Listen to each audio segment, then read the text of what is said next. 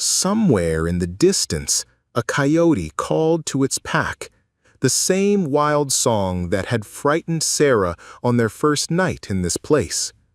But now the sound carried no threat, only the promise of the vast, beautiful, possibility-filled world that stretched out before them. The treasure had been found. The legacy had been established. The resolution had been achieved.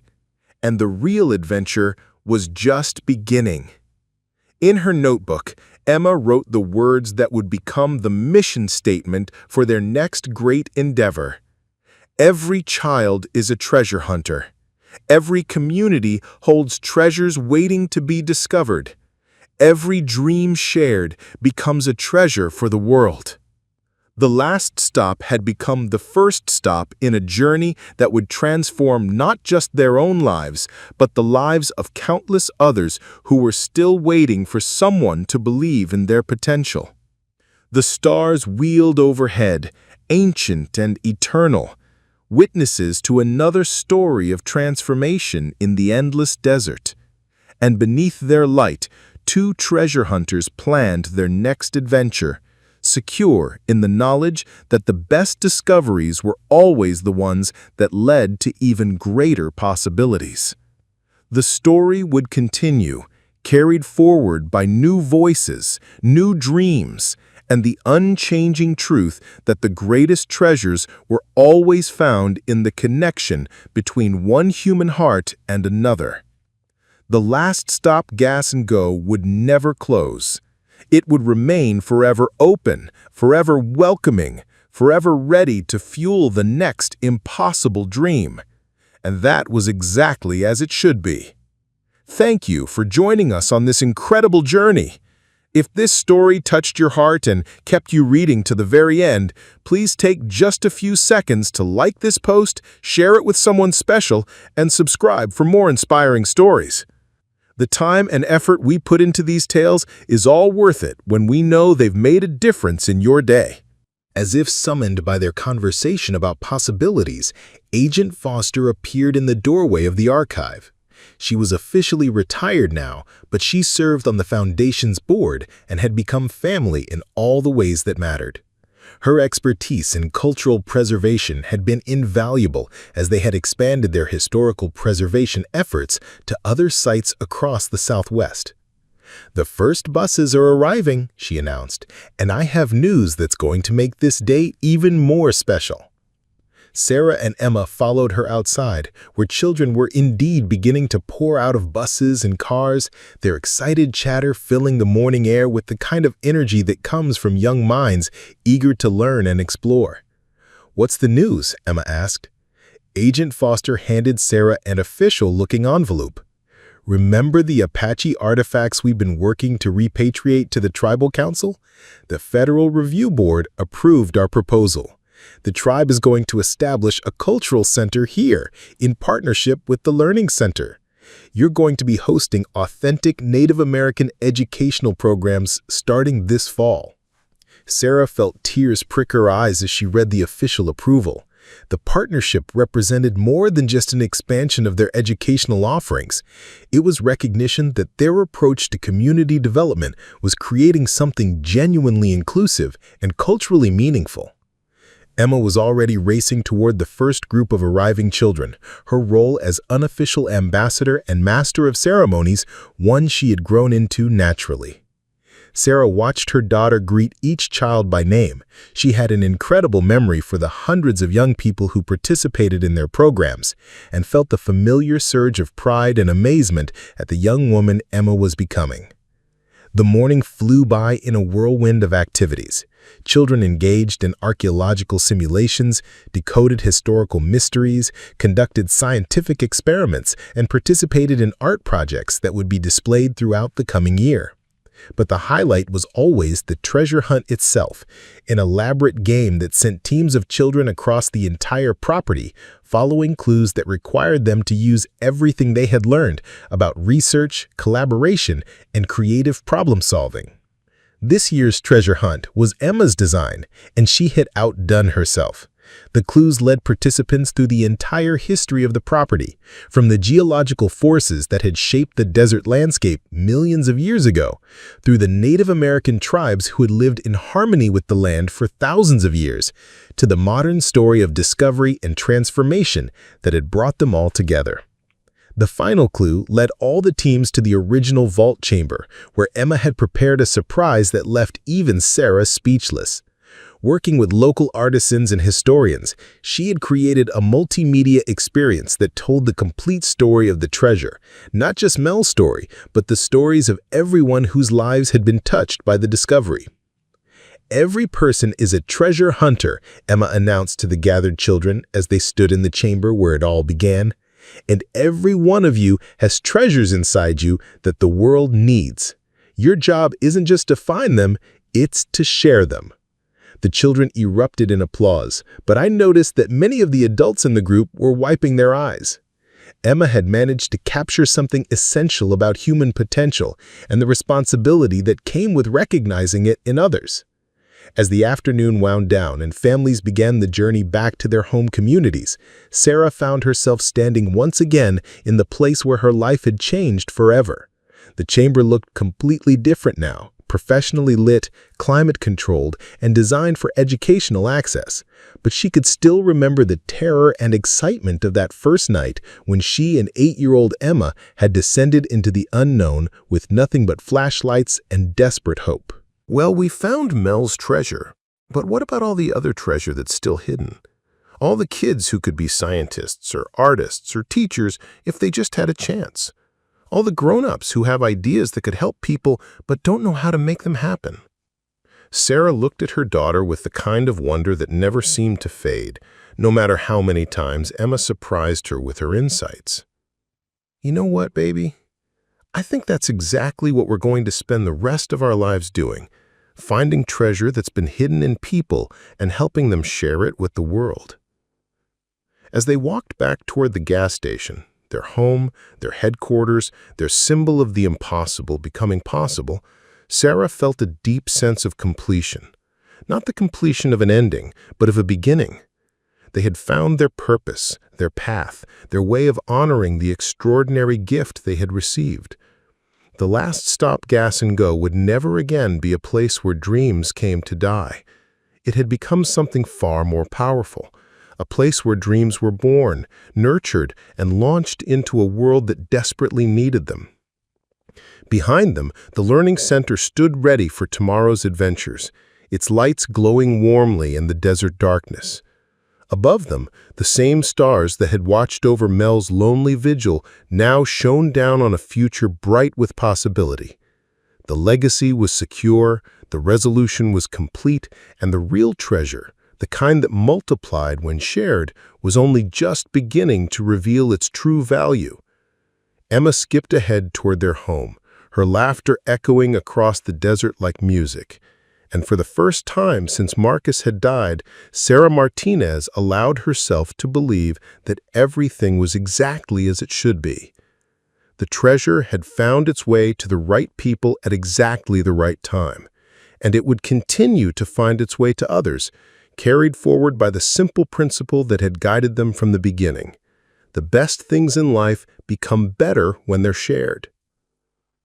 5 years later, the morning sun painted the desert in shades of gold and amber as Dr. Emma Martinez Crawford stepped out of her hybrid vehicle and looked up at the sign that had become famous across 3 states. The last stop Gas and Go, where every journey begins, gleamed in fresh paint, but beneath the modern lettering, the original weathered sign had been preserved as a reminder of how far they had all traveled. At 14, Emma had inherited her father's intellectual curiosity and her mother's fierce determination, combined with a wisdom that seemed to grow deeper with each passing year.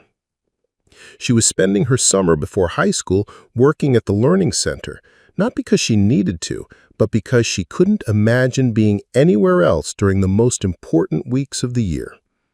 Today marked the 5th anniversary of what the local newspaper had dubbed the Great Discovery, and children from 6 states would converge on the last stop for the annual Treasure Hunters Convention. What had started as a small educational program had evolved into a movement that was changing how America thought about rural education, community development, and the power of young minds to solve complex problems. Emma walked through the learning center with the confident stride of someone who had grown up believing that extraordinary things were not only possible, but expected. The facility had expanded 3 times since its original construction, now encompassing laboratories where teenagers conducted legitimate scientific research, art studios that had produced work displayed in major museums, and a technology center that had spawned 2 successful startup companies founded by local high school students. But it was the original treasure chamber, now the heart of the Mel Crawford Memorial Archive, that drew Emma's attention this morning. She paused before the bronze plaque that bore Mel's photograph and the inscription her mother had chosen. He kept the treasure safe until the right people could share it with the world. "Mom," Emma said, joining them, "I just figured something out." "What's that, sweetheart?" "The treasure wasn't really hiding in the underground room. It was hiding in all the people who never got to use their treasure because nobody gave them a chance." Sarah felt her breath catch at the profound simplicity of her daughter's insight. Emma had articulated something that all of Sarah's advisors and consultants had failed to capture. Wealth without purpose was just accumulation. But wealth directed toward human potential became something transformative. The formal ceremony began at noon, with Sarah delivering a speech she had written and rewritten dozens of times. She spoke about second chances, about the power of community, and about the responsibility that came with unexpected fortune. But it was Emma who stole the show, stepping up to the microphone with the fearless confidence of someone who had never learned to doubt her own worth. "My mom and I used to be really poor," Emma began, her young voice carrying clearly across the gathered crowd. "We didn't have enough food or a safe place to sleep, and sometimes my mom cried when she thought I wasn't listening." Her throat tightened at her daughter's honesty, but Emma continued with the matter-of-fact delivery that made her words even more powerful. "But then we found this place, and we found the treasure that old Mel had been saving. And you know what we learned? The best treasure isn't gold or jewels or money. The best treasure is when you help other people find their treasure too." The applause that followed was long and heartfelt, but Sarah noticed that many people were wiping their eyes as they clapped. Emma had managed to capture the essence of their journey in terms that every parent in the audience could understand. As the crowd dispersed to tour the Learning Center's facilities, Agent Foster found Sarah standing alone in the museum, looking at a photograph of Mel from his younger days, before paranoia had consumed his life, when he still smiled with genuine happiness. "Any regrets?" Agent Foster asked. Sarah considered the question carefully. The past 6 months had been challenging in ways she had never anticipated. Managing great wealth was far more complex than simply being wealthy, and the responsibility of using their resources wisely sometimes felt overwhelming. There had been moments of doubt, times when Sarah wondered if they were making the right choices or if she was somehow failing to honor the magnitude of their good fortune. "No regrets," Sarah said finally. "But I understand now why Mel got so scared. When you have this much, you start to realize how much you could lose. Not just the money, but the ability to help people, the trust that communities place in you, the chance to actually make a difference." Is that what keeps you up at night? Sometimes. But then I remember that Emma and I didn't find this treasure by accident. We found it because we were willing to take a risk when we had nothing left to lose. And if we can stay true to that spirit, the willingness to risk everything for the chance of something better, then I think we'll be okay. Agent Foster smiled. "I think you're going to be more than okay. I think you're going to change the world." As evening approached and the last of the day's visitors departed, Sarah and Emma found themselves alone in the Learning Center, surrounded by the tools and resources that would serve generations of children. Emma was already planning improvements and additions, her notebook filled with ideas for new programs and activities. "Mom," Emma said as they locked up the building. "Do you think we'll ever find all the treasure? What do you mean?" "Morning, Mel," Emma said softly, a daily ritual she had maintained for 5 years. "Big day today. I think you'd like what we've got planned." The archive had become one of the most important collections of American historical documents outside of the Smithsonian, but more importantly, it had become a living laboratory where children learned to think like historians, detectives, and treasure hunters. The Theodore Roosevelt letters alone had inspired dozens of research projects, leading to discoveries that had been published in academic journals and presented at national conferences. Emma's own project, begun when she was 10 and refined over the past 4 years, had traced the provenance of a series of seemingly unrelated artifacts in Mel's collection. Her detective work had revealed they were all connected to a forgotten network of safe houses used during the Underground Railroad, leading to the discovery of 3 previously unknown historical sites and earning her recognition from the National Geographic Society. But it was the human stories that had emerged from their work that meant the most to Emma. The Learning Center's alumni were now attending universities across the country, many of them the first in their families to pursue higher education. Maria Santos, the shy 10-year-old who had asked if the center would really be free forever, was now a sophomore at MIT, studying aerospace engineering. She returned every summer to mentor younger children, carrying forward the principle that knowledge gained was meant to be shared. Sarah emerged from the main office, her hair now streaked with early silver, but her energy as boundless as ever. At 38, she had become one of the most respected philanthropists in the country, but she had never forgotten the desperate young mother who had bought a gas station for $1. That memory kept her grounded, reminded her that behind every statistic about poverty or educational inequality was a real person with real dreams that deserved support. "Ready for the chaos?" Sarah asked, joining her daughter in the archive. "Always," Emma grinned, the expression lighting up her face in a way that never failed to warm Sarah's heart. "Did you see the final attendance numbers? 412 children from 6 states, plus their families. The hotel in town is booked solid for the first time in its history."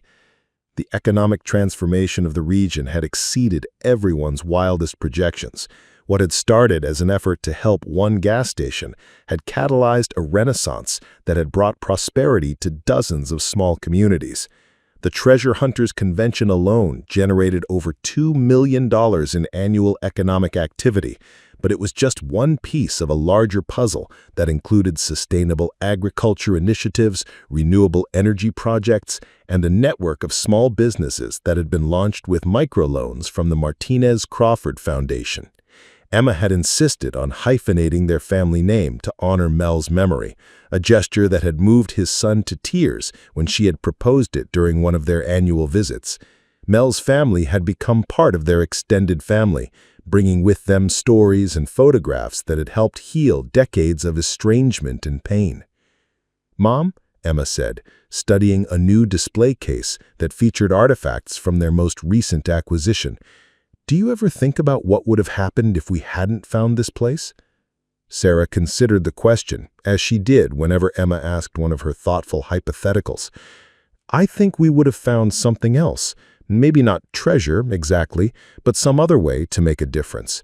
I've learned that when you're willing to take risks for the right reasons, opportunities have a way of presenting themselves." But it might have taken longer. It might have, or it might have been completely different. But you know what I've realized over the past 5 years? Emma shook her head, waiting. The treasure wasn't really about the money. It was about learning to see possibilities where other people saw problems, about believing that things could be better and being willing to work to make them better. The $78 million was just the tool that let us work on a bigger scale. "Do you remember what you said that first night?" Sarah asked. "About the treasure being sad because it didn't have anyone to share it with?" "I remember." Emma was quiet for a moment, studying the empty vault that had once held unimaginable wealth. "Do you think we've shared it enough?" It was such a quintessentially Emma question, not whether they had done well, But whether they had done enough. Sarah pulled her daughter close, marveling at how much they had both grown while somehow remaining exactly who they had always been at their core. I think we've shared it exactly as much as we're supposed to have shared it so far, Sarah said carefully. But I don't think we're finished sharing it yet. Good. Emma leaned against her mother's shoulder. Because I've been thinking about something. Was that? All the kids who come here, they go back to their communities with new ideas and new confidence. But what about the communities that are too far away or too isolated or too poor to send their kids to programs like this? Her heart skipped a beat as she recognized the familiar tone in Emma's voice, the same tone that had led to the Learning Center, the tribal partnership, and every other expansion of their mission over the past 5 years. What are you thinking? Mobile treasure hunting. Emma's eyes lit up with the enthusiasm that had become her trademark. We take the programs to them. Converted buses, maybe, or RVs equipped with everything we need to set up temporary learning centers anywhere in the country. The idea was brilliant in its simplicity, and Sarah could already see how it might work. We could partner with schools, libraries, community centers. Exactly. And the best part is, we'd be discovering new treasures everywhere we went. New stories, new histories, new kids with incredible potential. Sarah looked at her daughter and felt the familiar combination of pride and anticipation that came with recognizing that their work was far from finished. At 14, Emma was already thinking beyond their impressive achievements to the challenges that still needed to be addressed.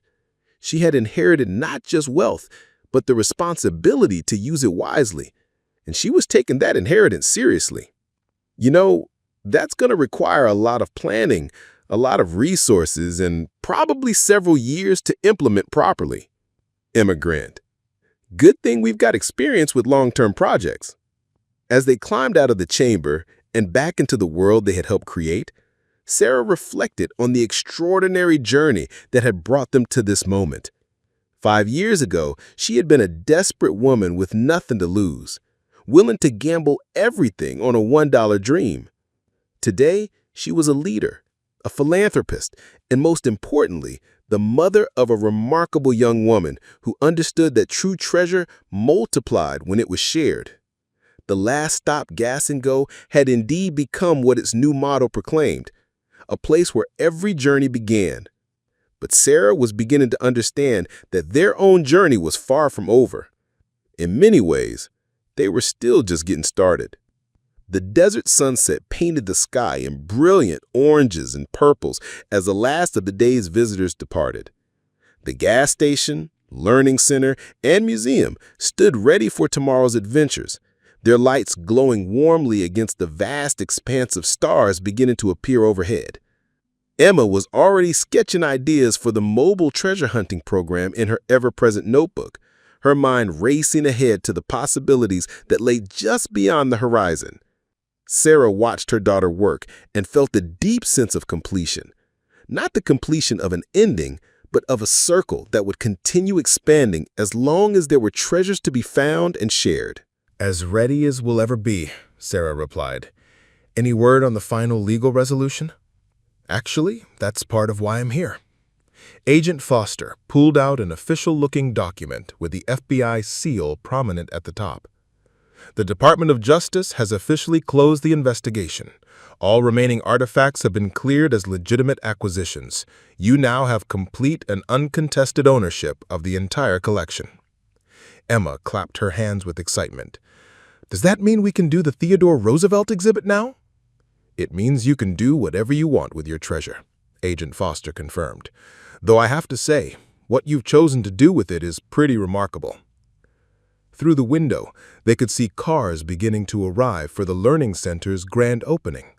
Local families, mixed with government officials, journalists, and representatives from various educational organizations who had come to see what two people could accomplish when they approached wealth as a responsibility rather than a privilege. Emma had insisted on personally greeting every child who attended the opening, and she had prepared small gifts for each of them, leather-bound notebooks embossed with the words Treasure Hunter and filled with puzzles, maps, and activities designed to spark curiosity about the world around them. "You know," Agent Foster said, as they watched a group of children pile out of a school bus, their faces bright with excitement. Mel would have been amazed by all this. Sarah had thought about Mel often over the past 6 months, wondering what he would think of the transformation his treasure had enabled. She had even made contact with his estranged son, now a grandfather living in Oregon under an assumed name. The reconciliation had been tentative at first, but when Sarah shared photographs of the museum and learning center, he wept openly. He always wanted to make a difference, his son had told her during their first phone conversation. But he got so focused on protecting what he had that he forgot why he wanted it in the first place. That conversation had led to one of Sarah's most meaningful decisions. Mel's son and his family had been invited to today's ceremony, and a permanent exhibit in the museum would honor Mel's memory while telling the complete story of his life, including the tragedy of what isolation and fear could cost even the wealthiest person. As the morning progressed, Sarah found herself moving through the crowd with the kind of easy confidence she had never imagined possessing. She spoke with parents about their children's educational needs, with community leaders about long-term development plans, and with journalists about the philosophy behind their approach to philanthropy. But it was the conversation with 10-year-old Varia Santos that reminded Sarah why everything they had built mattered. Maria lived with her grandmother in a trailer 20 miles away, and the nearest library was over an hour's drive from her home. She had been one of the first children to sign up for the Learning Center's programs, and her enthusiasm for the treasure hunter activities had been infectious. "Mrs. Martinez," she tugged on Sarah's dress with the persistence that only children possessed. "My abuela wants to know if the Learning Center will really be free forever?" "Forever and always. That's a promise." "And you'll really let us use all the computers and books whenever we want?" "As long as you're learning and growing, everything here belongs to you too." Maria's grandmother approached, tears in her eyes as she struggled with English that was still uncertain after decades in the country. "Gracias," she said simply, but the word carried the weight of generations who had been denied opportunities because of geography, economics, or circumstance. Emma had been watching this exchange from across the room, and Sarah saw her daughter's expression shift to the serious concentration that meant she was working through an important idea. "Mom, why are we making this so complicated? The treasure was waiting for us to share it, remember?"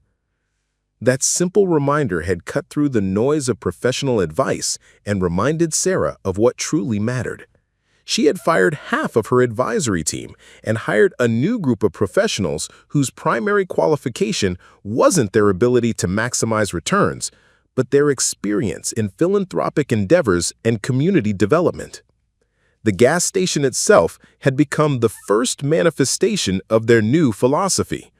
Rather than demolishing the building and starting fresh, they had restored it with painstaking attention to both historical accuracy and modern functionality. The exterior maintained its 1978 appearance, but the interior now housed a state-of-the-art convenience store, a small cafe, and something completely unexpected: a museum.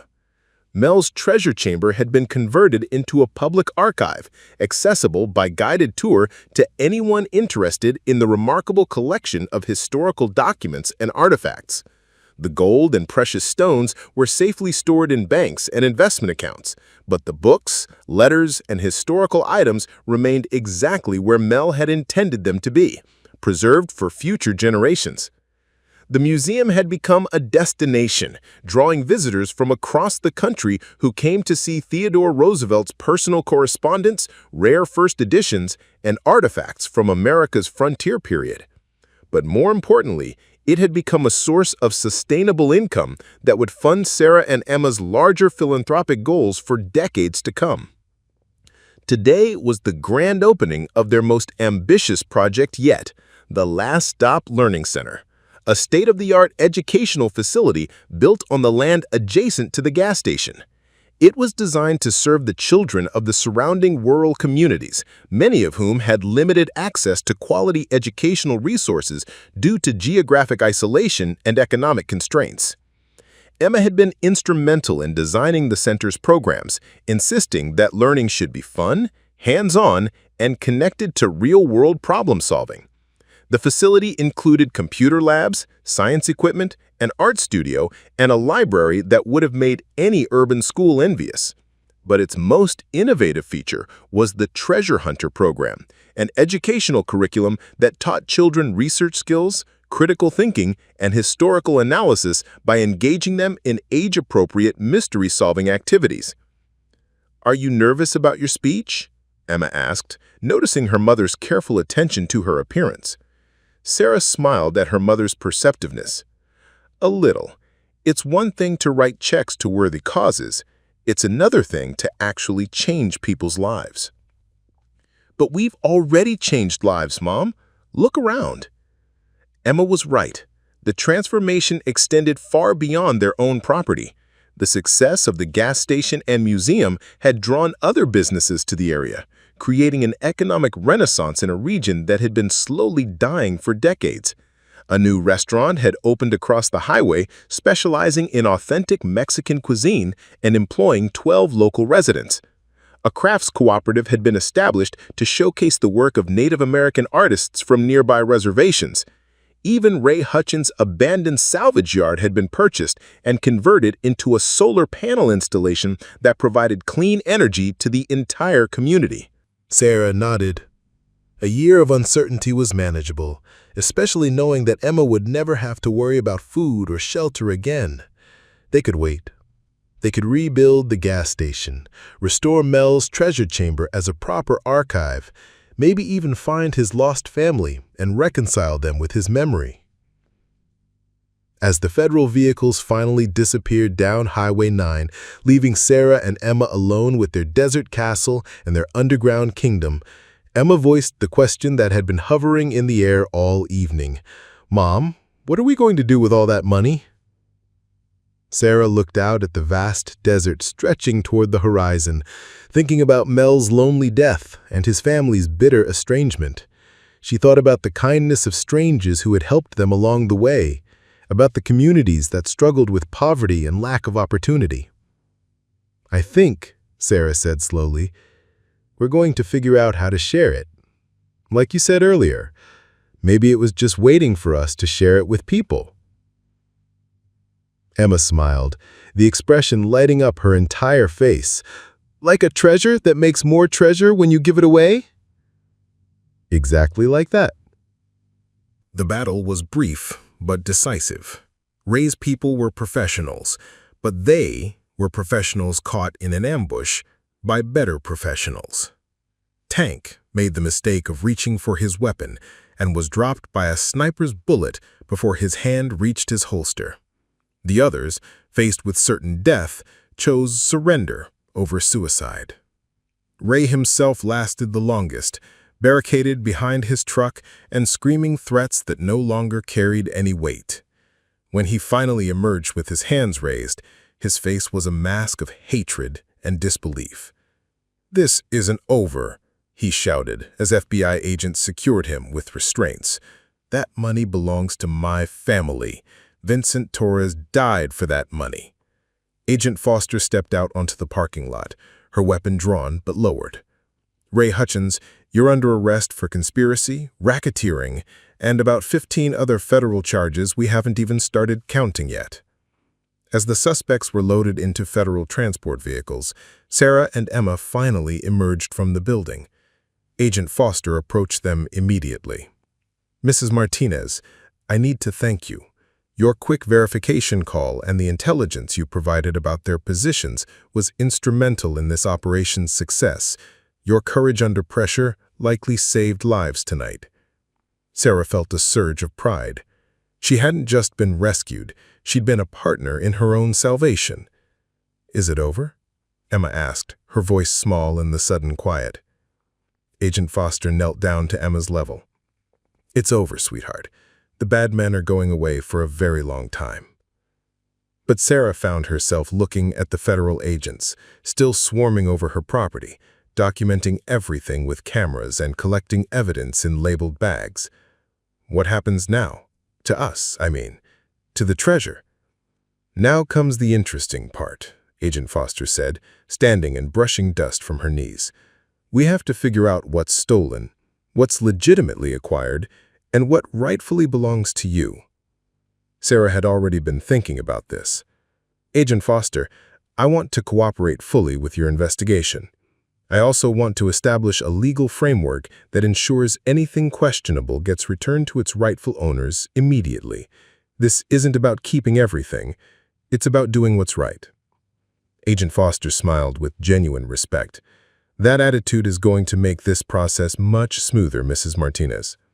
She gestured toward the vault entrance. Based on our preliminary research, most of Mel's collection appears to be legitimate. He was incredibly careful about provenance, kept detailed records of every purchase.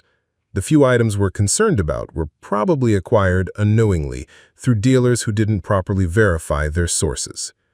So we get to keep it? Mrs. Martinez, you just inherited one of the most significant private collections in American history. Once we sort out the legal issues, and that will take some time, you're going to be a very wealthy woman. Emma tugged on Agent Foster's jacket. Does that mean we can fix up our gas station now? The FBI agent laughed, the first genuine expression of humor Sarah had seen from her all evening. Sweetheart, you can buy 1,000 gas stations if you want to. But Emma shook her head with the certainty of someone who had already made up her mind. No, I just want to fix this one. It's our home now. Sarah looked at her daughter and felt something shift inside her chest, a loosening of the fear and desperation that had driven her for so many months. Emma was right. They had found more than treasure in Mel's vault. They had found a future. Agent Foster, Sarah said, how long before we know for certain what we can keep? Federal investigations move slowly, but given the circumstances and the fact that you're clearly innocent victims who stumbled into this situation, I'd say 6 months, maybe a year. You know what, Sarah said, setting down her list of repairs. Let's do some exploring. They spent the afternoon combing the property, Emma leading the way with the boundless energy of childhood, and Sarah following with a growing appreciation for the land they now owned. 2 acres wasn't much by desert standards, but it felt vast compared to the cramped apartments they'd been moving between. Behind the building, past Emma's playground discovery, was a small structure Sarah hadn't noticed the day before. It was little more than a shed, really, but built with the same solid construction as the main building. The door was secured with a heavy padlock, but the hasp was loose enough that Sarah could work it free with a screwdriver. Inside, they found Mel's workshop. Workbenches lined 3 walls, cluttered with tools, electronic equipment, and projects in various stages of completion. But it was the 4th wall that made Sarah's breath catch.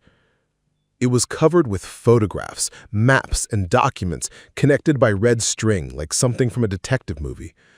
Pictures of the gas station at different time periods, geological surveys, news clippings about local mining operations, and dozens of handwritten notes in Mel's spidery script. In the center of it all was a large photograph of the underground storage tanks being installed in 1978. But these weren't the same tanks that the environmental report described. These were special, custom-built units with modifications Sarah couldn't identify. And according to Mel's notes, only 2 of them had ever contained gasoline. The 3rd tank, the one closest to the building, had been designed for something else entirely. Emma found a flashlight on one of the workbenches and clicked it on, the beam revealing more details in the shadowy corners. Mom, look at all this stuff. It's like a secret laboratory. Sarah studied the wall of information, her heart pounding as the implications became clear. Mel hadn't been paranoid. He'd been protecting something valuable enough to justify years of secrecy, sophisticated security measures, and the kind of careful documentation that suggested whatever he was hiding was still here. Emma, I think we need to be very quiet about what we found in here. This is our secret, okay? Just between us. Like a treasure map? Sarah looked at her daughter's shining eyes and felt a mixture of excitement and terror that made her dizzy. Yeah, baby, just like a treasure map. They spent the rest of the day cataloging Mel's research, and with each discovery, Sarah's understanding of their situation grew more complex. The gas station wasn't just a failed business, it was a carefully constructed cover for something far more significant. Mel had spent the last decades of his life not just running a gas station, but guarding a secret that men like Ray Hutchins would kill for. As evening approached and Emma grew tired from their exploration, Sarah made a decision that would change everything. She wasn't going to wait for the environmental testing. She wasn't going to hope that the bureaucracy would work in their favor. She was going to find out what was in that third tank, and she was going to do it before Ray or anyone else had a chance to take it away from them. The little girl who had never been allowed to take risks was gone. In her place was a mother who had finally found something worth fighting for. That night, as Emma slept peacefully beside her, Sarah lay awake staring at the ceiling and planning their next move. Somewhere beneath their feet lay the answer to all their problems, and she was going to find it, even if it killed her. How much? Sarah asked, though she dreaded the answer. $250,000, Ray said. Cash. The number hit Sarah like a physical blow. Even if she could prove the debt was legitimate, which she doubted, there was no way she could pay such a sum. I don't have that kind of money. But you will. Ray's smile was predatory. Once you find what Mel hid down there. I don't know what you're talking about. Sure you do. You've been poking around his workshop, reading his papers. You know about the lottery money, about Vincent Torres, about all the reasons Mel had to hide his fortune. Ray stepped closer, and Sarah smelled alcohol on his breath despite the early hour. What you might not know is that Vincent Torres was my cousin, and before he died, he told me exactly how much money Mel was sitting on. Emma pressed against Sarah's leg, her small hand gripping her mother's jeans. Sarah could feel her daughter's fear and knew she had to end this confrontation before it escalated further. Even if there was money hidden here, which I'm not saying there is, what makes you think I could find it? Because you're desperate, Tank said matter-of-factly. Desperate people dig deeper, look harder, take bigger risks. Mel was comfortable, complacent. He could afford to sit on his treasure. You can't. I'm going to have to ask you to leave, Sarah said, surprised by the steadiness of her own voice. This is private property. Ray laughed. Property you bought for $1.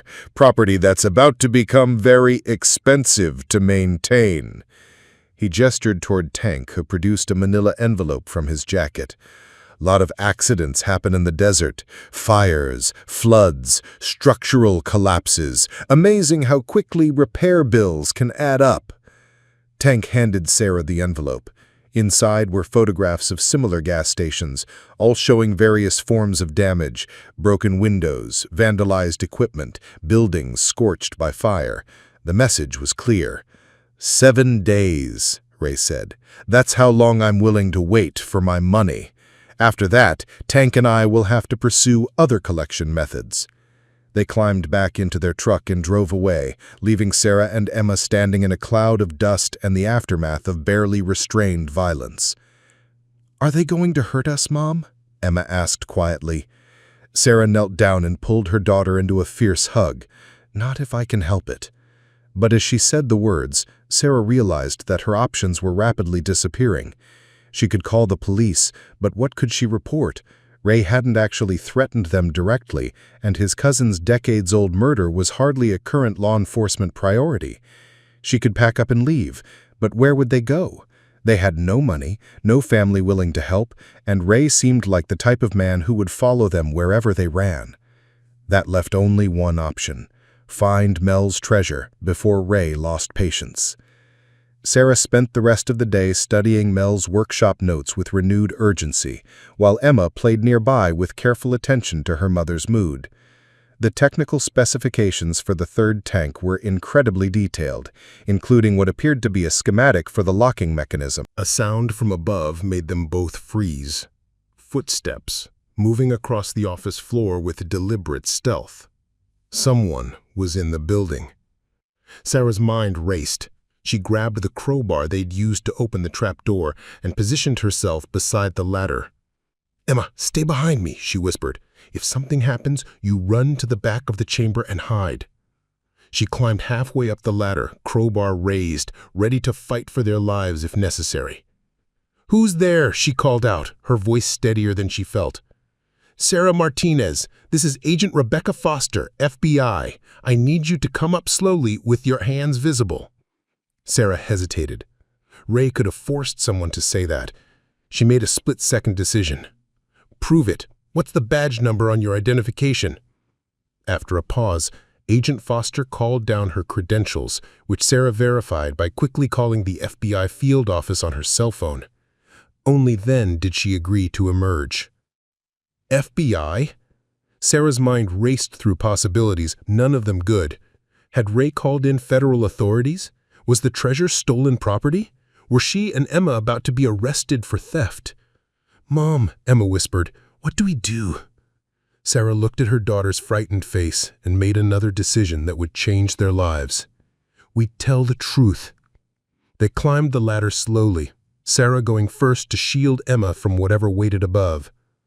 Agent Foster was a woman in her 40s, dressed in the kind of practical clothing that suggested she was used to field work. Her weapon was holstered but visible, and her expression was professionally neutral as they emerged from the chamber. "Mrs. Martinez, I'm Agent Foster with the FBI's Art Crime Team. We need to talk." "Art Crime Team?" "Among other things, we investigate the theft and recovery of cultural artifacts, rare books, and historical documents." Agent Foster gestured toward the open trapdoor. "We've been tracking some of the items in that collection for over 20 years. Sarah felt the bottom drop out of her world. "They're stolen?" "Some of them, possibly many of them." Agent Foster studied Sarah's face with the trained eye of someone who made a living reading people. "But that's not why I'm here tonight." She moved to the window and peered out at the desert, her hand resting on her weapon. "We've been monitoring communications related to this property since you bought it. Ray Hutchins has been making phone calls to some very dangerous people, and we have reason to believe they're planning to move against you tonight." As if summoned by her words, the distant sound of vehicles reached them through the thin walls. Multiple engines approaching fast from the direction of the highway. "How many?" Sarah asked, pulling Emma close. "At least 6 vehicles, 12 to 15 men, all armed." Agent Foster's radio crackled with reports from other agents positioned around the property. "We've been waiting for them to make their move." The first truck roared into the parking lot with its headlights blazing, followed by 2 more. Men emerged from the vehicles like soldiers deploying for battle, moving with the coordinated precision of people who'd done this before. Ray Hutchins climbed out of the lead truck, tank beside him, but they were no longer the most dangerous people in the group. The new arrivals wore expensive clothing despite the desert setting, and they carried their weapons with the casual familiarity of professional killers. "Vincent Torres's people," Agent Foster said grimly. "They never forgot about Mel's money.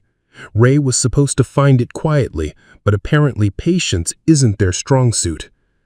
Emma pressed against Sarah's side, her small body trembling with fear. "Are they going to hurt us?" Before anyone could answer, Ray's voice boomed across the parking lot, amplified by a portable megaphone. "Sarah Martinez, I know you found it. Bring me my money and maybe you and your daughter will walk away from this." Agent Foster spoke into her radio. "All units, prepare to move on my signal. Suspects are armed and should be considered extremely dangerous." She inserted the first key, the one marked with the moon symbol, and turned it slowly. The mechanism engaged with a solid click that seemed to echo through the bedrock itself. The sun key followed, and then the star key. With each turn, the digital display changed, showing symbols Sarah didn't recognize, but that clearly indicated progress through some kind of sequence. Finally, she entered the numerical code, 031579. For a moment, nothing happened. Then, with a sound like a giant taking a deep breath, the vault door began to swing open. The chamber beyond was illuminated by emergency lighting that activated automatically, revealing a space that took Sarah's breath away. Stack upon stack of carefully wrapped packages filled the room, organized with the methodical precision of someone who had spent decades planning for this moment. Emma stepped forward, her flashlight beam dancing across surfaces that gleamed with the unmistakable luster of precious metals. "Mom," she said in a voice filled with wonder, "I think we found it." Sarah stared at the treasure that would change their lives forever and tried to calculate how many problems $78 million could solve. It was enough to set Emma up for life, to ensure she never had to worry about rent or food or any of the things that had dominated Sarah's existence for so many years. But even as hope flooded through her, Sarah couldn't shake the feeling that their troubles were just beginning. Ray Hutchins had been searching for this treasure for decades, and he wasn't going to let it slip away now that they'd found it. The real conflict was about to begin. The treasure chamber was a cathedral of carefully preserved wealth, extending far deeper into the bedrock than Sarah had imagined possible. Emergency lighting cast everything in stark white illumination, revealing the full scope of Mel's 4 decades obsession with security and secrecy. What had seemed like stacks of packages from the doorway resolved into something far more sophisticated as they ventured deeper into the vault. Gold bars lined one entire wall, each one stamped with assayer marks and wrapped in protective cloth. They were arranged with museum-quality precision, organized by weight and purity in a system that spoke to decades of careful accumulation. Sarah counted at least 200 bars, each one worth more than she had earned in entire years of her previous life. But the gold was only the beginning. Climate-controlled cases held collections of rare coins, precious stones, and artifacts that belonged in the Smithsonian rather than buried beneath a desert gas station. Emma pressed her face against one case, her breath fogging the glass as she stared at emeralds the size of robin's eggs. "Mom, these are like the jewels in my fairy tale books," she whispered, her voice filled with the hushed reverence people usually reserved for churches. Sarah found herself moving through the chamber like she was sleepwalking, unable to fully process the magnitude of what surrounded them. She had expected money, certainly. Ray's certainty about Mel's hidden fortune had prepared her for that. But this wasn't just money. This was generational wealth, the kind of treasure that could change not just their lives, but the lives of Emma's children and grandchildren. The rusted sign creaked against its chains, each gust of desert wind making it sing a lonesome tune that had echoed across Highway 9 for the better part of a decade. "Mel's Last Stop Gas and Go," it read, though the paint had faded to ghostly whispers and the neon tubes hung like broken bones against the aluminum siding. Sarah Martinez pulled her dented Honda Civic to the edge of the cracked asphalt, the engine making that concerning rattle that meant another expensive repair she couldn't afford. She stepped out into the November heat, her worn sneakers crunching on scattered glass and tumbleweeds. The gas station stood before her like a monument to better times, 2 pumps covered in sun-bleached tarps, windows boarded with plywood that had warped and split. The price board still showed gas at $2.19 a gallon, a relic from when the world made more sense. "This is it, Mom?" 8-year-old Emma peered through the backseat window, her nose pressed against the glass. "This is our new business?" If you're enjoying this incredible story of transformation and hope, please take just 30 seconds to hit that like button and share this with someone who needs to hear it. Your support means everything and helps us bring you more amazing stories like this one. Sarah's heart clenched at the hope threading through her daughter's voice. Emma still believed in magic, still thought her mother could transform disasters into dreams with nothing but determination and love. If only it were that simple. "Yes, sweetheart, this is it." The real estate agent, a weathered man named Frank Costello, who smelled like cigarettes and old leather, emerged from a white pickup truck that had seen better decades. He walked with the slow, deliberate gait of someone who delivered bad news to too many people for too many years. Mrs. Martinez. Sorry I'm late. Had to track down the keys. He jangled a ring of ancient brass keys like wind chimes. You sure about this? Last chance to walk away. Sarah looked at the building again, really looked at it. The roof sagged in places where missing shingles had let in years of rain and sun. Weeds grew through cracks in the foundation. A family of ravens had built their nest at the overhang above the front door, and they watched her with intelligent black eyes that seemed to judge her sanity. But beneath the decay, she could see bones of something solid. Good bones. The kind that lasted. I'm sure, she said, though her voice wavered slightly. $1, right? That's what the listing said. Frank chuckled, but there was no humor in it. $1's right. County just wants it off their books. Been sitting empty since old Mel died in 2014. His kids live back east, never wanted anything to do with the place. Finally decided to cut their losses. He paused, studying her face. You know why it's so cheap, don't you? Sarah nodded. She'd done her research, spent hours in the library's computer lab reading every article she could find. Environmental concerns, they'd called it. Potential contamination from the underground storage tanks. The cleanup could cost hundreds of thousands of dollars, maybe more. The smart money had walked away years ago, but Sarah Martinez had never been accused of being smart money. 3 months behind on rent, utilities scheduled for shutoff next week, and Emma starting to ask why they kept moving apartments in the middle of the night. The eviction notice was folded in her back pocket, crumpled from being handled too many times. The environmental report, she said. I read it. Standard procedure, Dr. Vance explained as they walked toward the tank covers. We'll test soil samples for multiple depths, check for hydrocarbon contamination, assess groundwater impact. Should have preliminary results in 48 hours. And if there is contamination? Depends on the extent. Minor seepage might run you $20,000, $30,000 for remediation. Major contamination, she shrugged. Sky's the limit. I've seen cleanup costs in the millions. Sarah watched the technicians work, noting with growing anxiety how they focused their attention on the first 2 tanks while barely glancing at the third. According to their instruments, the first 2 tanks showed clear signs of previous petroleum storage and minor seepage, exactly what the county records indicated. But the third tank registered differently. When Dr. Vance's partner ran his equipment over that area, he frowned and rechecked his readings multiple times. That's odd, he called to his colleague. Tank 3 is reading as completely sealed, no hydrocarbon traces at all. It's like it was never used for fuel storage. Dr. Vance joined him, running her own tests. Definitely anomalous. Could be a replacement tank that was never activated, or actually, this is reading more like a cistern or storage chamber than a fuel tank. Different construction entirely. Sarah's heart hammered against her ribs. Is that a problem? Not for our purposes. If it never contained petroleum, there's no contamination risk from that unit. Might actually help your case with the other 2 tanks. Dr. Vance made notes on her clipboard. We'll include it in the report, but Tank 3 appears to be environmentally clean.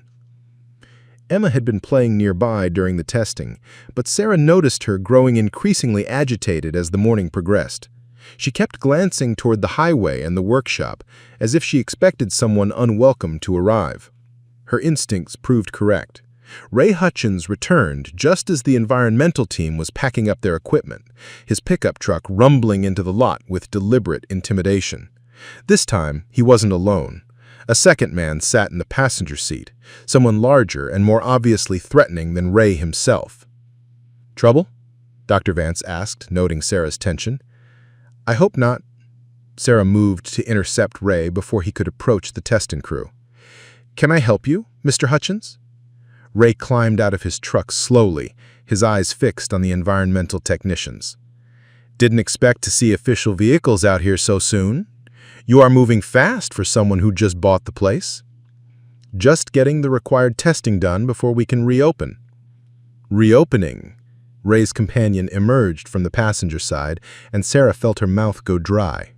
The man was enormous, easily 6.5 feet tall and built like he spent his days moving heavy objects by hand. Prison tattoos covered his visible skin, and his dead eyes suggested he'd seen enough violence to become comfortable with it. "This is Tank," Ray said by way of introduction. "He helps me with difficult collections." Dr. Vance finished loading her equipment and approached Sarah with her business card. "We'll have those results to you by Friday. If everything looks good, you should be able to begin fuel delivery next week." Sarah thanked her and watched the environmental van disappear down Highway 9, taking with it the last official witnesses to whatever Ray planned to do next. "Fuel delivery," Ray mused. "That's optimistic. A lot of things can go wrong with a gas station. Electrical problems, fire hazards, accidents." His gaze drifted toward Emma, who had moved closer to Sarah.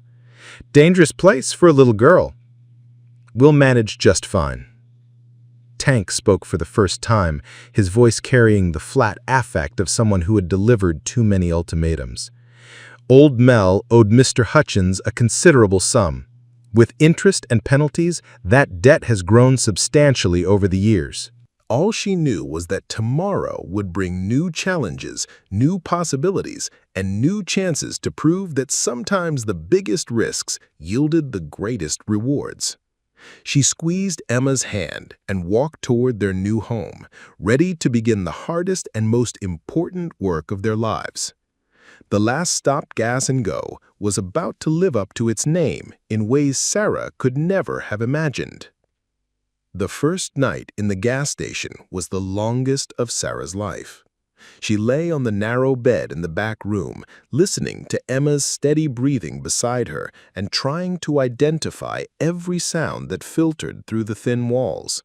The desert at night was not the silent wasteland she'd imagined. It was alive with whispers and movement, scratching and scuttling, the distant howl of coyotes, and the closer rustle of creatures she couldn't name. Around 3 in the morning, something large knocked over a trash can outside, sending metal clanging across concrete. Emma stirred but didn't wake, her small body generating barely enough warmth to combat the November chill. Sarah pulled the threadbare blanket higher and tried to calculate how many hours of sleep she might manage before dawn brought the real work. The electricity had been restored that afternoon, but the heating system was another matter entirely. The ancient wall unit wheezed and rattled like a dying animal before finally giving up with a shuddering sigh. The water heater in the utility closet looked like it belonged in a museum, and Sarah was fairly certain the rust stains on its side were not encouraging signs. By sunrise, she had made a list in her head of everything that needed immediate attention: heat, hot water, phone service, internet, supplies for basic repairs, and food. Real food, not the sleeve of saltines and jar of peanut butter they'd been surviving on. Her checking account balance was $73 and change. The $1 purchase had been the easy part. Emma woke with the sun as she always did, her internal clock more reliable than any alarm. She sat up in bed, her dark hair standing at impossible angles, and surveyed their new surroundings with the matter-of-fact acceptance that children brought to even the most dramatic changes. "Good morning, gas station," she announced to the room, as if the building were a person deserving of proper greeting. "Good morning, Mom. What are we going to do first?" Sarah stretched muscles that had cramped from sleeping on a mattress that was more springs than padding. "First, we're going to figure out how to make coffee without a coffee maker. Then we're going to see what we're really dealing with here." They had arrived the previous evening with nothing but the clothes in their suitcases and Emma's backpack full of treasures she refused to leave behind. 3 books, a stuffed elephant named Mr. Peanuts, a collection of smooth rocks, and a photograph of Marcus holding newborn Emma in the hospital. Sarah had tried to suggest leaving some items behind to make room for practical things, but Emma had held fast to her priorities with the fierce logic of childhood. "The $1, Sarah said. "What exactly does that get me?" Frank consulted his folder. "Building and land. 2 acres total. Mineral rights included, though I can't imagine why you'd care about that out here. Nothing but sand and rocks for 50 miles in any direction." He paused. "There is one other thing you should know." Something in his tone made Sarah turn. What? Old Mel, the original owner. He was eccentric. Spent his last few years convinced someone was trying to steal from him. Had cameras everywhere, motion sensors, the works. Used to sit out here all night with a shotgun, waiting for thieves that never came. Frank scratched his stubbled chin. Point is, he was paranoid. Real paranoid. And paranoid people sometimes do strange things. What kind of strange things? Who knows? Hide money in the walls, bury stuff in the yard. Could be nothing. Could be something. County found a safe in the office when they cleared out his stuff, but it was empty. Just thought you should know the history. Emma slid down the slide, landing hard in the sand and giggling. The sound carried across the empty lot like music, the first happy sound this place had heard in years. She ran back toward them, her face flushed with excitement. "Mom, there's a room in the back. It's got a bed and everything. Can we live here? Please." Sarah knelt down to Emma's level, brushing sand from her daughter's dark hair. "Would you want to live here? Really?" "Yes! It's like a castle, a desert castle, and we could fix it up and make it beautiful and sell gas to people and candy and—" She paused, her 8-year-old mind spinning with possibilities. "And we could paint the walls yellow like sunflowers." Frank cleared his throat. "I hate to interrupt, but I've got another appointment in an hour. You want to see the inside before you decide?" The interior was worse than Sarah had imagined. The convenience store section was a maze of empty shelves and broken glass, the linoleum floor cracked and stained with substances she preferred not to identify. The office was small and cluttered with debris, old receipts scattered like confetti. But there was a back room, just as Emma had said, with a narrow bed and a kitchenette that might work with some attention. "Bathroom's through there," Frank said, pointing to a door hanging askew on its hinges.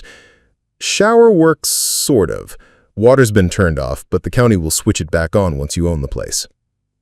Emma explored every corner, opening cabinets and drawers, discovering treasures in the form of an old calendar from 1987 and a dusty jar of pickles that had turned an alarming shade of green. She narrated her findings in a steady stream of chatter that filled the silence with life. "Look, Mom, a cash register. Does it still work? Can we use it? And there's a whole wall of cigarettes. Well, empty spaces for cigarettes.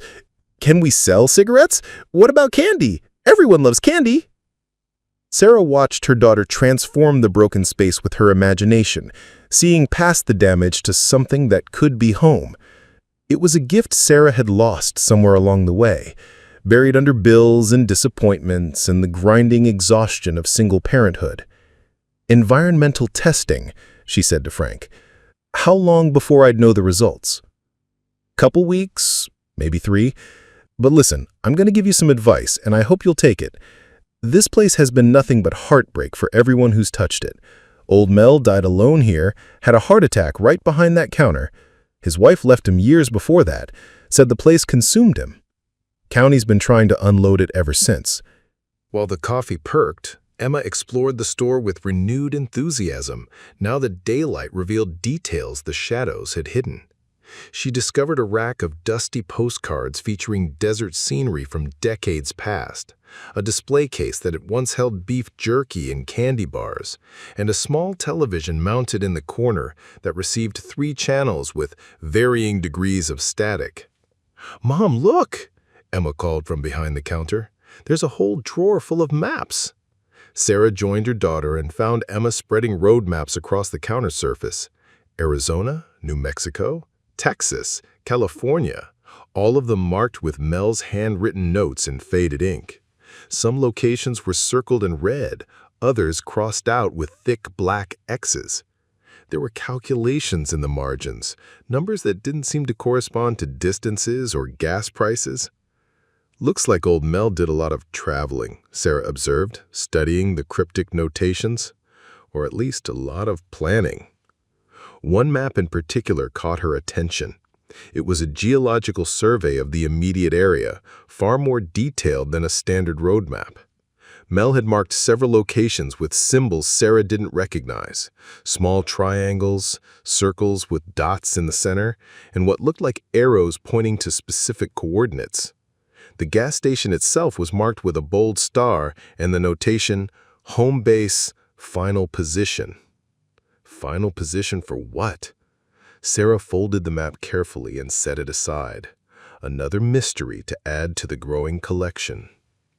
The morning brought their first visitor, though visitor might have been too generous a term. A pickup truck pulled up to the abandoned pumps and sat there for several minutes, engine running, before the driver apparently realized the station was closed.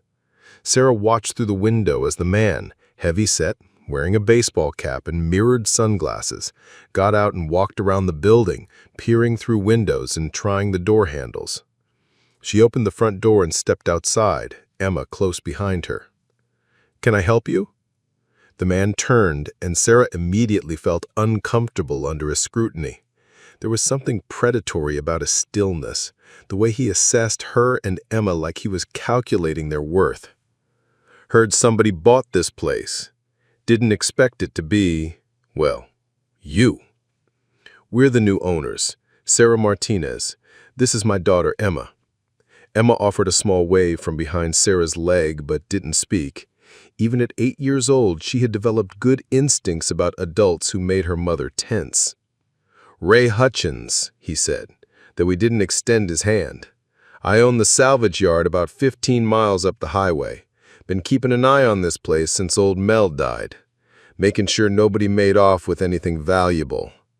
"That was thoughtful of you." Ray's laugh held no humor. "Thoughtful, right." He walked closer to the building, running his hand along the wall like he was searching for something. "Mel and I had an understanding, you might say. He owed me some money, quite a bit of money, actually." Sarah felt Emma's small hand slip into hers. "I'm sorry to hear that. You'd have to take that up with his estate, I imagine." "Estate?" Ray spat into the gravel. "His kids back east don't know anything about Mel's business dealings, real business dealings, if you catch my meaning." His eyes fixed on Sarah's face. "But maybe he left some things behind, things that might settle his debts." "The county cleared out his personal belongings years ago.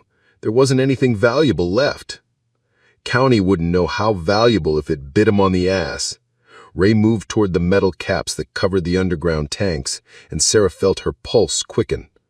Mel was clever, real clever, had a way of making things disappear when the tax man came around, or when people like me came looking for what was owed. "Mom, look!" He paused, watching Sarah's face. "Sometimes a deal's too good to be true because it's too good to be true. You understand what I'm saying?" Sarah understood. She understood that Frank thought she was making a mistake that would destroy what was left of her life.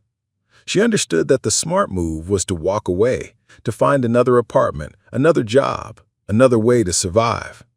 She understood that she was one step away from homelessness, and this was a step toward financial ruin. But she also understood that Emma was happy for the first time in months, that this broken place had sparked something in her daughter's eyes that had been missing since Marcus died, that sometimes the only choice left was between two kinds of desperate. "Where do I sign?" she asked. Frank stared at her for a long moment, then shook his head and pulled out the paperwork. "Against my better judgment," he muttered, "against all common sense and basic human decency." The transaction took less than 10 minutes. $1 changed hands. Keys were exchanged. Forms were signed and witnessed. And just like that, Sarah Martinez became the proud owner of 2 acres of desert, a broken building, and 3 underground tanks that might or might not be environmental disasters waiting to happen. As Frank's truck disappeared down Highway 9, trailing dust and exhaust, Sarah stood in front of her new property and tried to feel something other than terror. Emma had found a broken lawn chair and dragged it into the shade, where she sat drawing pictures in the sand with a stick. "What do you think, sweetheart?" Sarah called. "Ready to be gas station owners?" Emma looked up, her face serious with the weight of 8 years of wisdom. "Mom, "Are you scared?" The question hit Sarah like a physical blow. She wanted to lie, to project confidence and certainty for her daughter's sake. But Emma had lived through too much pretense already, too many reassuring words that hadn't matched reality. "Yeah," Sarah said softly, "I'm scared." "Me too." Emma stood up and walked over, slipping her small hand into Sarah's. "But maybe it's okay to be scared sometimes. Maybe that's how you know you're doing something important." Standing there, in the shadow of her $1 gamble, with her daughter's hand warm in hers and the desert wind singing through the broken windows, Sarah felt something she hadn't experienced in years. It wasn't hope exactly, and it certainly wasn't confidence, but it was a possibility. Raw, terrifying, beautiful possibility. The sun was beginning to set, painting the sky in shades of amber and rose. Somewhere in the distance, a coyote called to its pack. The ravens in their nest above the door settled in for the night with soft rustling sounds. And for the first time since Marcus died, Sarah Martinez allowed herself to imagine a future that might be different from her past. She had no idea that beneath her feet, sealed in a chamber that hadn't seen light for 47 years, lay enough treasure that changed not just her life, but the lives of everyone she'd ever loved. She had no idea that old Mel's paranoia had been justified, that his fears of thieves had driven him to hide the most valuable secret in 3 counties. The access point was hidden beneath the building in what Mel's notes described as a maintenance chamber, connected to the tank by a reinforced tunnel. The chamber could be reached through a trap door in the office floor, concealed beneath what appeared to be a solid concrete slab. But the locking mechanism itself was the real puzzle. It required 3 separate keys, turned in a specific sequence, combined with what appeared to be a numerical code. Mel's notes suggested that the keys were hidden in plain sight somewhere on the property, disguised as ordinary objects that would never attract attention. Sarah found the first key that evening, after Emma had fallen asleep. It was hanging on a hook in the workshop, camouflaged as part of a keychain holding various utility keys. But when Sarah examined it closely, she could see it was different, heavier, made of a different metal, with symbols etched into its surface instead of the standard manufacturer markings. The second key took longer to locate. Sarah searched every obvious hiding place, growing increasingly frustrated as the hours passed. It wasn't until she remembered Mel's note about plain sight that she thought to examine the objects Emma had been playing with since their arrival. The key was attached to the back of the broken cash register, painted to match the metal surface so perfectly that it was nearly invisible. Only by running her fingers along every edge did Sarah discover the slight raised outline that revealed its presence. The third key proved more elusive. Sarah spent most of the night searching, checking every possible hiding place she could imagine. It wasn't until dawn was beginning to lighten the horizon that she found it, welded to the underside of one of the metal caps covering the actual tank access points. Someone would have to know exactly where to look and have the right tools to remove it.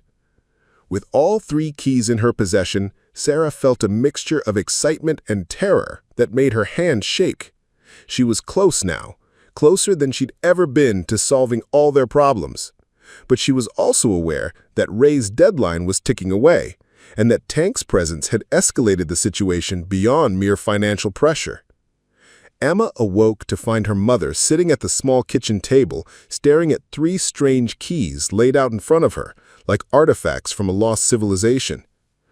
"Are those treasure keys?" Emma asked, climbing into the chair beside Sarah. "I think so."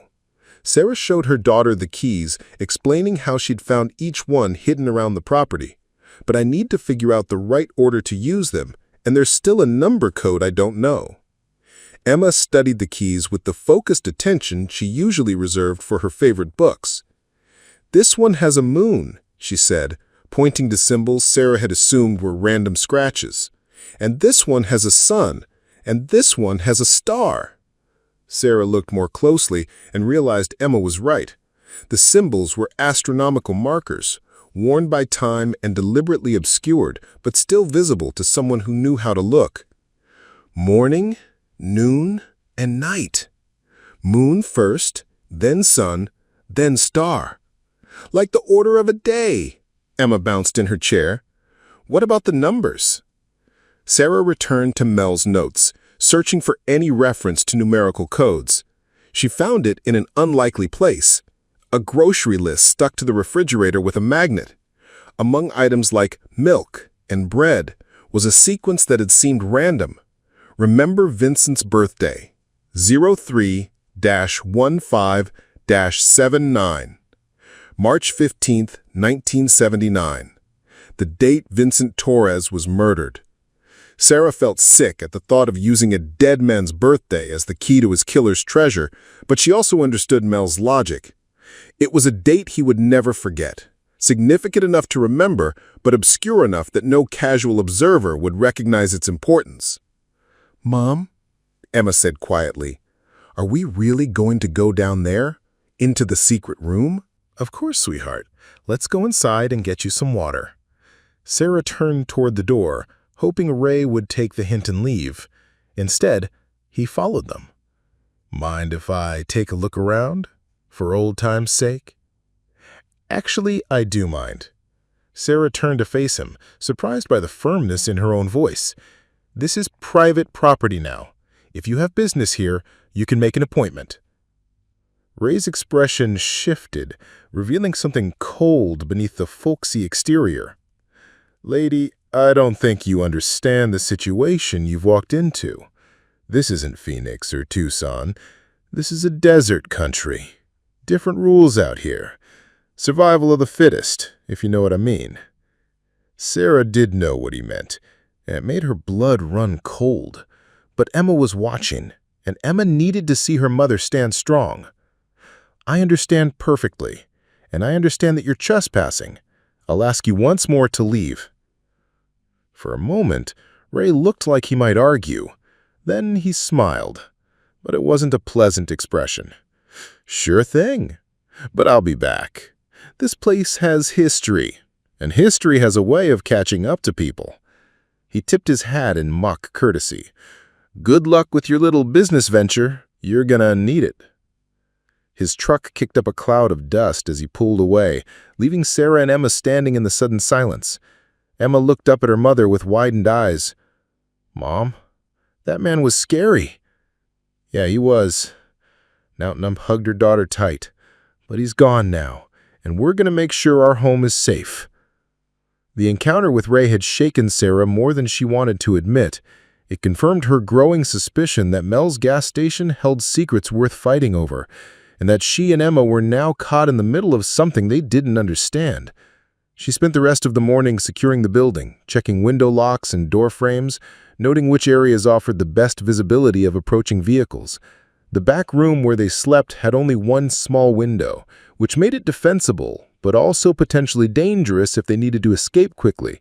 She made a mental note to identify multiple exit routes.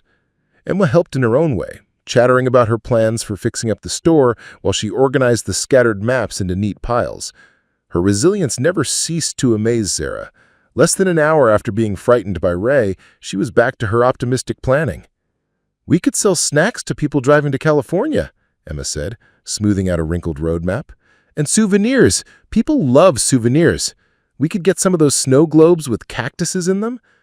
"That's a good idea, baby. But first we need to figure out if we can actually sell gas."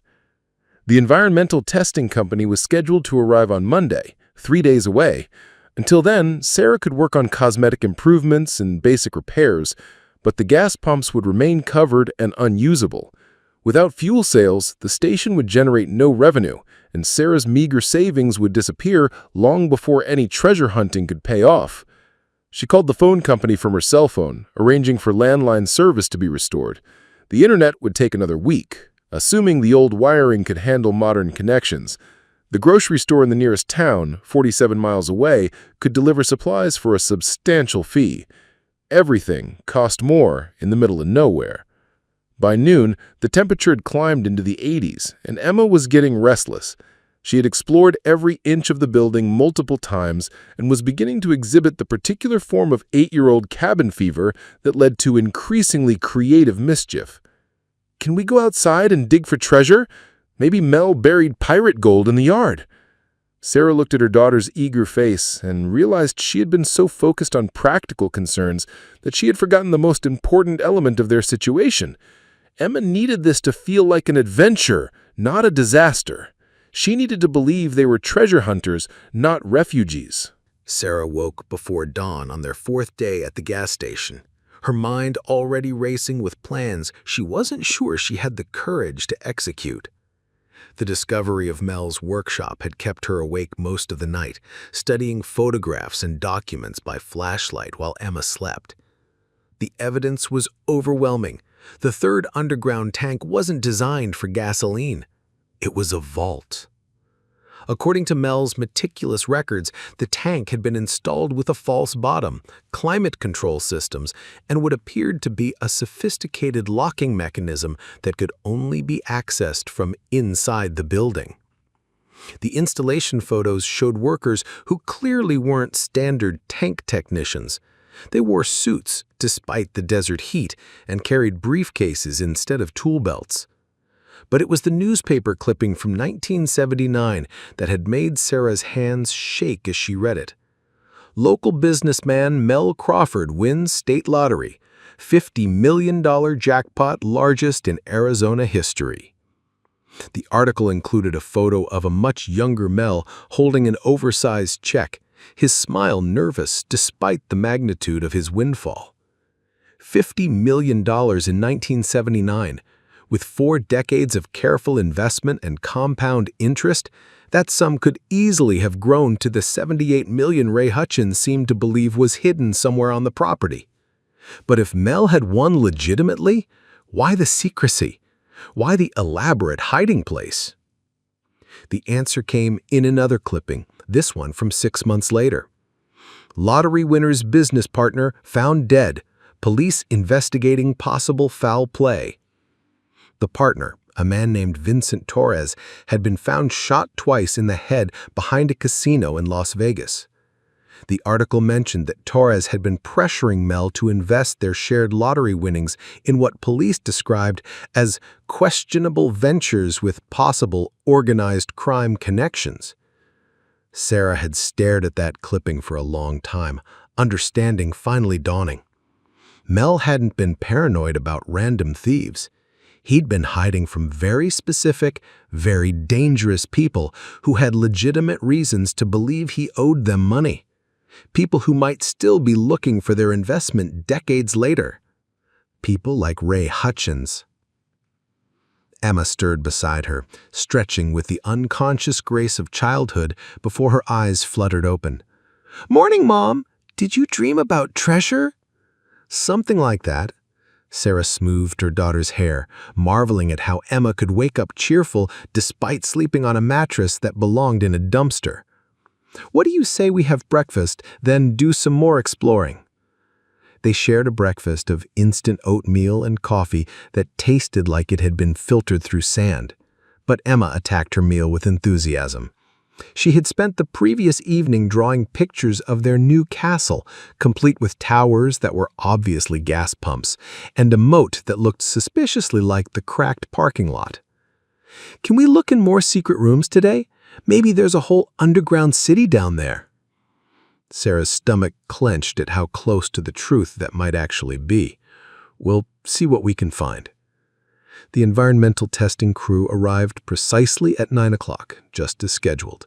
2 technicians in matching coveralls emerged from a white van filled with equipment that looked both expensive and intimidating. The lead technician, a woman named Dr. Patricia Vance, carried herself with the no-nonsense authority of someone who had seen every possible form of environmental disaster. She reviewed the paperwork with Sarah while her partner began setting up monitoring equipment around the property. Sarah looked at her daughter's face, seeing both excitement and fear in her expression. The responsible choice would be to wait for proper authorities, to find some legal way to resolve the situation with Ray, but they didn't have time for responsible choices. Would you be scared? Emma considered this with the gravity of someone much older. Yes, but I'd be more scared if we didn't try. That means man might come back. Sarah made her decision. Then we go tonight, after dark, just you and me, like real treasure hunters. They spent the day making careful preparations. Sarah located the hidden trapdoor in the office floor, using Mel's detailed measurements to identify the exact spot where the concrete slab could be lifted.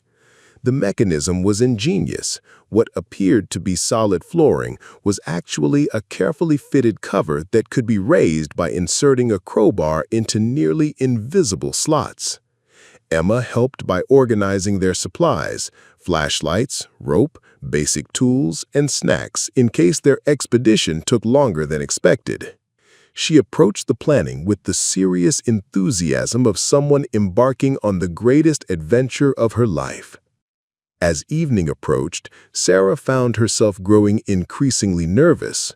She had no idea what they would find in Mel's hidden chamber or whether the treasure was still there after all these years. For all she knew, Ray and Tank had already been down there and taken everything of value.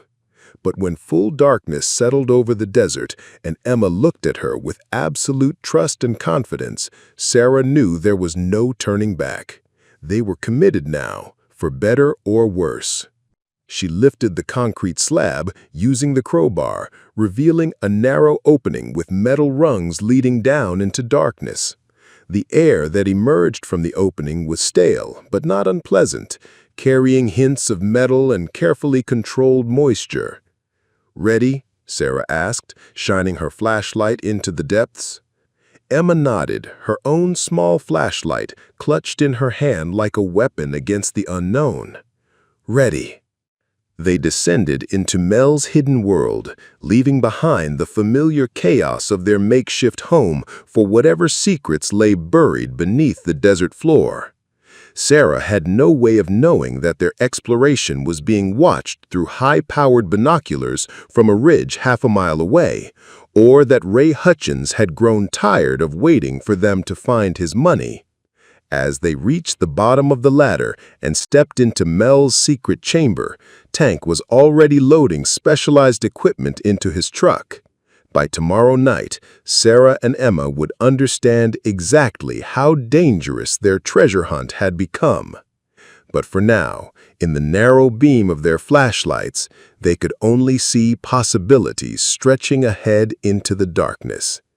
The chamber was larger than Sarah had expected, carved directly from the bedrock beneath the building and reinforced with steel supports. The walls were lined with filing cabinets, shelves of documents, and equipment Sarah couldn't identify. But it was the far end of the chamber that made her gasp. The tunnel leading to the third tank was sealed by a vault door that belonged in a bank, not a gas station. It was a massive circular barrier of brushed steel, with 3 keyholes arranged around a central digital display. Even in the dim light of their flashlights, the door radiated an aura of impregnability. "Wow," Emma whispered, her voice echoing in the confined space. "It's like a real treasure vault."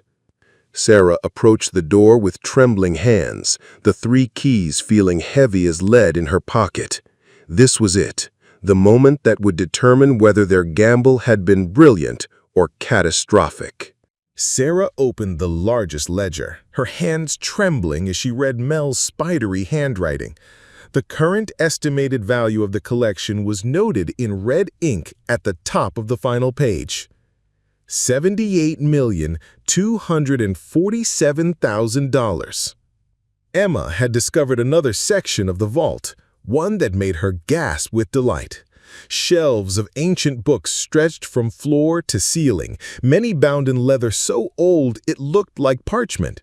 Among them were first editions, rare manuscripts, and what appeared to be original documents from historical events. "Mom, look at this!" Emma held up a leather portfolio with shaking hands. "It says, 'Personal Correspondence of Theodore Roosevelt' on the front." Sarah joined her daughter, carefully opening the portfolio to reveal letters written in the unmistakable hand of the 26th president. They were personal notes to friends and family, discussing everything from conservation policy to his children's progress in school. The historical value alone was incalculable. Mel wasn't just collecting wealth, Sarah realized, her voice barely audible in the hushed space. He was preserving history. But it was the final section of the vault that made Sarah understand the true scope of their discovery. Behind a secondary door marked Private Collection lay Mel's most precious treasures, items that weren't valuable for their monetary worth but for their personal significance. Photographs covered every surface, documenting a life that extended far beyond the isolated gas station owner Sarah had imagined. Young Mel in military uniform, standing with other soldiers in what appeared to be Vietnam. Mel with a beautiful woman on their wedding day, both of them radiating the kind of joy that comes only once in a lifetime. Mel holding a baby, his face soft with the wonder of new fatherhood. He had a family, Emma said softly, studying a photograph of Mel teaching a young boy to fish.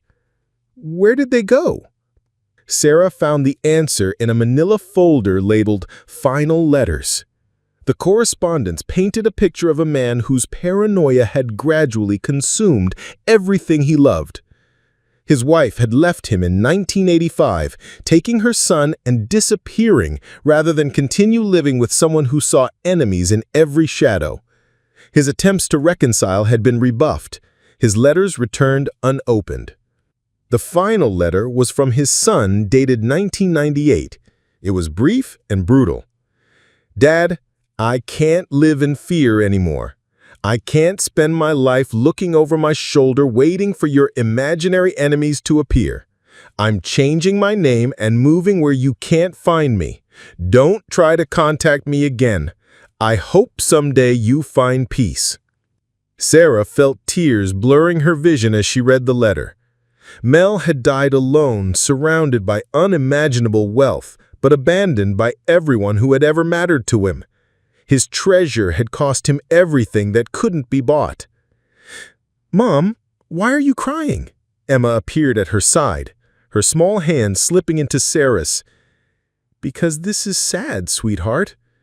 All this treasure, and he didn't have anyone to share it with. Emma considered this with the profound seriousness that 8-year-olds brought to life's biggest questions. But now we found it, so maybe it's not sad anymore. Maybe it's just waiting for us to share it with people. The simple wisdom of her daughter's words hit Sarah like a revelation. This treasure wasn't a curse, it was an opportunity. A chance to do what Mel never managed, use wealth to build something beautiful, instead of hiding it away in fear. But first, they had to survive to enjoy it. She turned to Sarah. I need you and Emma to get back down in that chamber and stay there until this is over. No matter what you hear up here, don't come out until I personally come down to get you. What about the treasure? Right now, the treasure is evidence in a federal investigation. But Mrs. Martinez, Agent Foster's expression softened slightly, you bought this property legally. You discovered that vault through your own initiative. Whatever's down there that isn't stolen property, and I suspect that's most of it, belongs to you. The sound of breaking glass came from the front of the building. Tank's voice carried clearly through the night air. They're not answering, boss. Want me to go in and get them? Wait, Ray responded. Let me try a different approach. A new sound reached them, Emma's terrified scream. But Emma was standing right beside Sarah, perfectly safe. The scream was coming from outside. Agent Foster cursed under her breath. They brought a recording. Psychological warfare. The fake scream played again, followed by Ray's voice. That's just a taste of what happens if you don't cooperate. You've got 5 minutes to bring me my money, or your daughter starts screaming for real. Sarah felt rage building in her chest, burning away the fear that had paralyzed her moments before. These men were threatening Emma, using her daughter's imagined pain as a weapon. It was more than Sarah could bear. I'm going out there, she said. Absolutely not. Agent Foster blocked her path. "That's exactly what they want. The moment you show yourself, you become a hostage." "Then what do we do?" Agent Foster's radio crackled again. "Control, this is Bravo Team. We have visual on the suspects, requesting permission to engage." "Negative, Bravo Team. Maintain position until we have civilians secured." But Emma was no longer listening to the adults. She had moved to the window and was peering out at the scene in the parking lot with the focused attention she usually reserved for particularly challenging puzzles. "Mom," she said quietly, "the mean man is standing right next to the red truck." Sarah joined her daughter at the window. Ray was indeed positioned next to a red pickup truck, using it for cover while he shouted threats through his megaphone. But Emma's observation went deeper than simple geography. "The red truck is parked over the third tank, the one with our treasure underneath." Agent Foster followed their gaze and understood immediately. "How structurally sound is that vault?" Sarah remembered Mel's construction notes. "Reinforced steel and concrete, built to withstand earthquakes." "Good." Agent Foster spoke into her radio again. "Control, civilians are secured. You have authorization to proceed." Sarah realized her earlier actions had been crucial. When she had called to verify Agent Foster's identity, she had also provided the FBI with real-time intelligence about Ray's arrival and positioning. Her quick thinking and refusal to simply surrender had given the agents the extra minutes they needed to get into optimal position. FBI agents emerged from concealment positions surrounding Ray's group with overwhelming force and superior positioning. Spotlights blazed to life, turning night into harsh artificial day and revealing just how outmatched the criminals had been from the beginning. "And you still want to do this?" Frank's eyebrows climbed toward his receding hairline. "Lady, I've been selling real estate for 37 years. I've seen people make some questionable decisions, but this?" He gestured at the building. "This might be the questionable list." Emma climbed out of the car, her backpack bouncing against her shoulders. She ran toward the building with fearless enthusiasm, her sneakers slapping against the broken concrete. "Look, Mom," she called back. "There's a soda machine." The machine stood against the side wall, a faded Coca-Cola logo barely visible through layers of dust and desert grime. Emma pressed her face against the glass, peering inside, at nothing but cobwebs and dead insects. "Does it still work?" she asked Frank. "Doubt it, kiddo. Nothing here works." He turned back to Sarah, his expression softening. "Look, I know it's not my place, but you got someplace else you can go?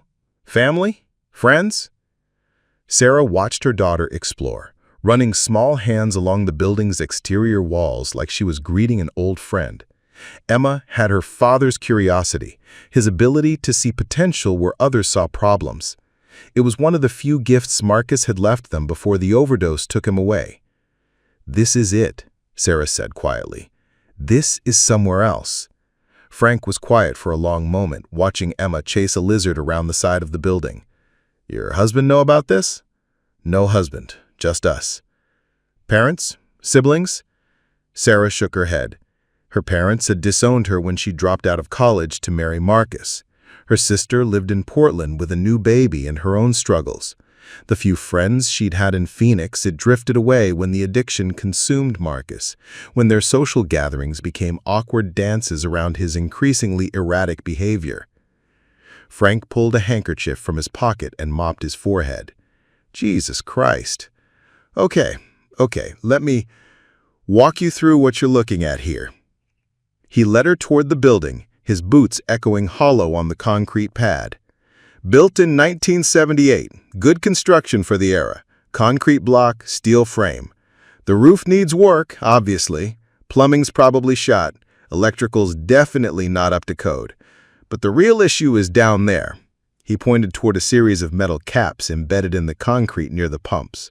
3 underground storage tanks, 15,000-gallon capacity each.